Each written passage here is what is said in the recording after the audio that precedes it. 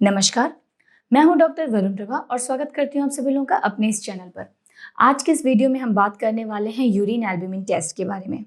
तो जैसा कि हम पहले भी बात कर चुके हैं, एल्ब्यूमिन एक तरीके का प्रोटीन होता है जो कि ब्लड में पाया जाता है और ये किडनी के द्वारा फिल्टर किया जाता है। तो आज के हम अपनी इस वीडियो में बात करेंगे यूरिन टेस्ट, जिससे कि हम एल्ब्यूमिन की मात्रा को जांचते हैं। इसी के बारे में हम डिटेल से जानकारी प्राप्त करेंगे कि ये टेस्ट कैसे किया जाता है, कब किया जाता है, इस टेस्ट को करवाने के इंडिकेशंस क्या-क्या हैं, इसके इंटरप्रिटेशंस क्या-क्या हैं और बाकी डिटेल्स के बारे में भी हम डिस्कस करेंगे। लेकिन आगे बढ़ने से पहले एक जेंटल रिमाइंडर कि अगर अभी तक आपने हमारा चैनल सब्सक्राइब नहीं किया है, तो जल्दी से जल्दी कर लें ताकि आपका कोई भी अपडेट मिस ना हो और मैं आप तक ऐसी अलग-अलग मेडिकल टेस्ट और इन्वेस्टिगेशंस की जानकारियाँ पहुँचाती रहूँ। तो जैसा कि हमने पहले ही बात किया कि ये यूरिन एल्ब्यूमिन टेस्ट है, मतलब कि यूरिन के सैंपल में एल्ब्यूमिन की मात्रा को जांचा जाता है इस टेस्ट के द्वारा। हमने अपने पहले के वीडियो में भी इस एल्ब्यूमिन टेस्ट के बारे में जानकारी शेयर की थी, जो कि सीरम एल्ब्यूमिन टेस्ट था, जिसमें हम ब्लड में एल्ब्यूमिन की मात्रा जांचते हैं। लेकिन आज के वीडियो में हम बात करेंगे यूरिन एल्ब्यूमिन टेस्ट के बारे में। यूरिन सैंपल में एल्ब्यूमिन की मात्रा को जांचा जाता है। तो ये जो टेस्ट होता है, ये बेसिकली किडनी की फंक्शनिंग को जांचने के लिए किया जाता है। इस टेस्ट को करवाने से पता चलता है कि किडनी क्या हमारी अच्छी तरह से फंक्शन कर रही है या नहीं कर रही है, उसमें कोई डैमेज या कोई दिक्कत तो नहीं आ गई है। ये जांचने के लिए टेस्ट किया जाता है। हालांकि क्या होता है कि यूरिन में बहुत ही कम संख्या में वैसे भी एल्ब्यूमिन की मात्रा होती है, लेकिन जो नॉर्मल वैल्यू है उससे अगर ज़्यादा मात्रा पाया जा रहा है यूरिन में एल्ब्यूमिन का, तो ये थोड़ा सा सीरियस हो सकता है। ये कई सारी दिक्कतों की तरफ इंडिकेट करता है। बेसिकली किडनी प्रॉब्लम से रिलेटेड ये सारी प्रॉब्लम्स होती हैं, लेकिन उसके अलावा भी दिक्कतें हो सकती हैं जिसके बारे में हम आगे डिस्कस करेंगे। तो अगर नॉर्मल से ज़्यादा मिल रहा है एल्ब्यूमिन हमारे यूरिन में, तो उसको बोला जाता है एल्ब्यूमिनुरिया। और वहीं पे अगर ये नॉर्मल से ज़्यादा है पर बहुत ज़्यादा नहीं है, थोड़ा ही है लेकिन फिर भी एब्नॉर्मल है, उस कंडीशन को बोलते हैं माइक्रो एल्ब्यूमिनुरिया। ये कंडीशंस बेसिकली डायबिटीज़ के कारण जो किडनी की दिक्कत होती है, किडनी डैमेज होता है, जो नेफ्रोपैथी हो जाती है, उसके बाद यूजुअली देखने को मिलता है।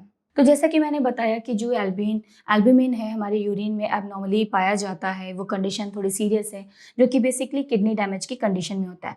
इसके अलावा भी कुछ और कंडीशन है जिनमें ये दिक्कत देखी जा सकती है, जिसमें कि एल्ब्यूमिनुरिया देखा जा सकता है। वो होता है हाई ब्लड प्रेशर की कंडीशन है, अगर हार्ट फेलियर है, सिरोसिस है या ल्यूपस है। इन कंडीशंस में भी कई बार यूरिन में एल्ब्यूमिन की मात्रा एबनॉर्मली बढ़ जाती है। और अगर इस कंडीशन को टाइमली ट्रीट नहीं किया जाता है तो क्रोनिक किडनी डिजीज में ये प्रोग्रेस कर सकती है। तो अब जानते हैं कि ये टेस्ट कैसे किया जाता है।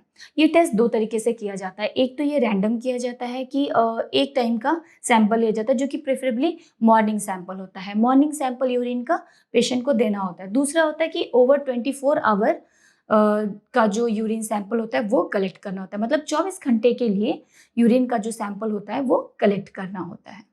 तो अब जानते हैं कि टेस्ट क्यों किया जाता है। ये टेस्ट किया जाता है कि अगर कोई किडनी का डैमेज है या डिजीज़ है या उससे रिलेटेड कोई प्रॉब्लम है, तो उसको हम इनिशियल फेज़ में ही डिटेक्ट कर लें, ताकि उसकी हम अच्छे से ट्रीटमेंट प्लानिंग कर पाएँ। क्योंकि अगर टाइमली ये डायग्नोज़ नहीं होता है, ट्रीट नहीं होता है, तो आगे किडनी को बहुत ज़्यादा डैमेज कर सकता है, क्रोनिक किडनी डिजीज़ हो सकता है, फर्दर बहुत ज़्यादा किडनी फेलियर हो सकता है।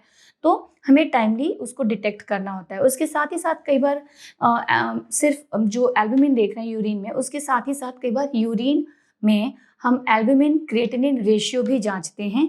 वो भी एक अच्छा तरीका है एल्ब्यूमिन की एग्जैक्ट मात्रा को जांचने के लिए। एक्चुअली क्या होता है कि कई बार एल्ब्यूमिन का जो मात्रा होता है वो वाटर इनटेक के साथ या पानी के साथ थोड़ी सी उसमें डिफरेंस आ जाती है, पर जो क्रिएटिनिन है, जो कि एक वेस्ट प्रोडक्ट होता है, वो एज इट इज़ रहता है। तो उसके रेशियो को जांचने से भी एल्ब्यूमिन का एग्जैक्ट जो लेवल है यूरिन में वो पता चल जाता है। तो जैसा कि हमने जाना था कि ये टेस्ट कैसे किया जाता है, तो मैंने बताया था दो तरीके से टेस्ट किया जाता है। एक तो रैंडम हम लेते हैं मॉर्निंग सैंपल, जिसमें सिर्फ एक टाइम का लिया जाता है। दूसरा होता है कि हम 24 घंटे का सैंपल लेते हैं। तो जो मॉर्निंग सैंपल होता है उसमें जो पेशेंट होता है उसको एक क्लीन स्टेराइल कंटेनर दिया जाता है, जिसमें बोला जाता है कि जो मॉर्निंग का पहला सैंपल है उसको उसमें कलेक्ट करना है और वो लैब में देना है। इसके दौरान हमें ध्यान रखना चाहिए कि हाथ बिल्कुल क्लीन होना चाहिए और किसी भी चीज़ से वो मतलब उसका कोई किसी के साथ कंटेमिनेशन कंटेनर का नहीं होना चाहिए। सेम जो 24 आवर का कलेक्शन है उसमें एक क्लीन और स्टेराइल कंटेनर दिया जाता है, जिसमें कि 24 घंटे का जो सैंपल होता है, जितना भी सैंपल होता है 24 घंटे में, उसको उस कंटेनर में हाइजीनिकली कलेक्ट किया जाता है और लैब में टेस्टिंग के लिए दिया जाता है। तो अब जानते हैं कि जो रिजल्ट आता है वो क्या होता है और कैसे उसको देखा जाता है। तो जो रैंडम टेस्ट है, जो रैंडम हमने सिंगल सैंपल लिया था मॉर्निंग का, उसका होना चाहिए कि लेस देन 2 मिलीग्राम पर लीटर होना चाहिए एल्ब्यूमिन का नॉर्मल रेंज। उसके साथ ही जो ओवर 24 आवर का हमने टेस्ट किया था, उसमें 2 तरीके से देखते हैं कि जो पेशेंट है एट रेस्ट है या फिर मूविंग है। मतलब कई बार होता है कुछ लोग बेड रिडन होते हैं या फिर ओल्ड एज के लोग होते हैं, उनमें भी टेस्ट कराया जाता है। तो उनमें मूवमेंट कम होता है या कई बार वो बिल्कुल रेस्ट पे रहते हैं, बेड रिडन रहते हैं, उनका थोड़ा सा डिफरेंट आता है जो रेंज है।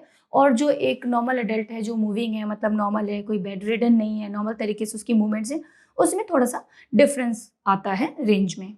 तो जो रेस्ट पे है उनका आना चाहिए less than 80 milligram per day, मतलब वो 24 आवर के अंदर लेस देन 80 मिलीग्राम होना चाहिए। वहीं पे जो मूविंग है, नॉर्मल है, उसमें less than 150 milligram per day या पर 24 आवर आना चाहिए।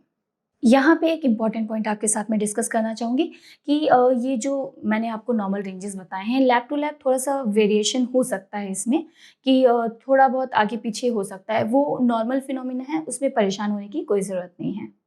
अब देखते हैं कि इस जो रिज़ल्ट आया, जो रिपोर्ट आया, इसको इंटरप्रेट कैसे किया जाए, उसको समझा कैसे जाए। तो अगर इसका जो एल्ब्यूमिन की मात्रा थी यूरिन में नॉर्मल से ज़्यादा आ रही है, इसका मतलब है कि हमें ये ज़रूरी हो गया है चेक करना कि हमारे किडनी जो है उसमें कोई डैमेज या डिजीज़ या कुछ इस तरह की दिक्कत तो नहीं आ रही है, वो कैसे फंक्शन कर रहा है। तो किडनी को चेक करना बहुत ज़रूरी हो जाता है उस टाइम पे। उसके साथ ही साथ अगर ये डायबिटीज़ के कारण हो रहा है, ये कहीं डायबिटिक नेफ्रोपैथी तो नहीं है, वो सब चेक करना भी बहुत ज़्यादा ज़रूरी हो जाता है। प्रेग्नेंट वुमेन अगर डायबिटीज़ है उसको, तो उनको ज़रूर ये टेस्ट अर्ली स्टेज पे ही प्रेगनेंसी के करवाना चाहिए। अच्छा, ये जो सारे टेस्ट होते हैं बहुत ही ज़्यादा सेंसिटिव होते हैं, क्रिटिकल होते हैं, तो मैं हमेशा सजेस्ट करती हूँ कि जो भी आप टेस्ट करवाते हैं हमेशा एक रजिस्टर्ड और वेल रिलायबल लैब से ही करवाना चाहिए, एक अच्छे सेंटर में ही जाना चाहिए। तो अगर आपको भी ऐसे किसी लैब या सेंटर की जानकारी चाहिए तो हमारी टीम ने डिस्क्रिप्शन बॉक्स में आपके लिए एक ऐसे ही लैब का लिंक दिया हुआ जिसकी आप मदद ले सकते हैं। अब जानते हैं कि क्या कुछ ऐसी कंडीशंस हैं जो इसके रिजल्ट को अफेक्ट कर सकती हैं, एल्ब्यूमिन के लेवल को यूरिन में अफेक्ट कर सकती हैं। तो बिल्कुल कई सारे ऐसे पॉइंट्स हैं जो मैं आपको बताती हूँ कि अगर किडनी डैमेज के अलावा अगर जो पेशेंट है उसको हाई ब्लड प्रेशर है या फिर हार्ट फेलियर हुआ है या फिर इस तरह की कोई दिक्कत है, तो वो कंडीशन जिसमें कि किडनी डैमेज के अलावा भी इस टेस्ट को जो एल्ब्यूमिन है यूरिन में उसके लेवल को अफेक्ट कर सकता है। वो कुछ ऐसे हैं कि अगर पेशेंट हाई बीपी का मरीज़ है या फिर उसको हार्ट फेलियर हुआ है या फिर उसको हाई ग्रेड फीवर है किसी इन्फेक्शन के कारण, तो इसके जो रिज़ल्ट है उसको थोड़ा-सा हैम्पर कर सकता है। उसके अलावा कुछ दवाइयाँ भी होती हैं जैसे कि कॉर्टिकोस्टेरॉइड है या फिर कुछ एंटीबायोटिक्स हैं जैसे कि एमोक्सिसिलिन है, वो भी थोड़ा-सा अफेक्ट कर सकता है। साथ ही साथ अगर जो महिला है जिसका टेस्ट होना है वो मेंस्ट्रुअल ब्लीडिंग हो रहा है, फिर वेजाइनल डिस्चार्ज हो रहा है, वो भी इसको अफेक्ट कर सकता है। और अगर आपने टेस्ट करवाने के तुरंत पहले एक्सरसाइज की है तो भी ये टेस्ट को अफेक्ट कर सकता है। तो ऐसी कंडीशन में इस टेस्ट को तुरंत नहीं करवाना चाहिए, टेम्परेली थोड़ा-सा हम इसको पोस्टपोन कर सकते हैं। और ऐसी कोई कंडीशन है या फिर हम ऐसी कोई दवाई ले रहे हैं तो हम अपने डॉक्टर को ज़रूर से ज़रूर इन्फॉर्म करें। उसके अलावा जब भी हम कोई टेस्ट करवाते हैं या ट्रीटमेंट के लिए जाते हैं तो जो भी दवाइयाँ आप ले रहे हैं या किसी मान लीजिए वो किसी डिज़ीज़ के लिए स्पेसिफिक कोई दवाई है या फिर ओवर द काउंटर कोई दवाई ले रहे हैं, किसी भी तरह का कोई भी मेडिकेशन अगर आप ले रहे हैं तो अपने डॉक्टर को ज़रूर इन्फॉर्म करें उसके बारे में। उसके अलावा भी अगर आप इससे रिलेटेड कोई सवाल पूछना चाहते हैं या फिर आप कोई सुझाव देना चाहते हैं तो कमेंट बॉक्स में जाके हमें ज़रूर बताएं। धन्यवाद।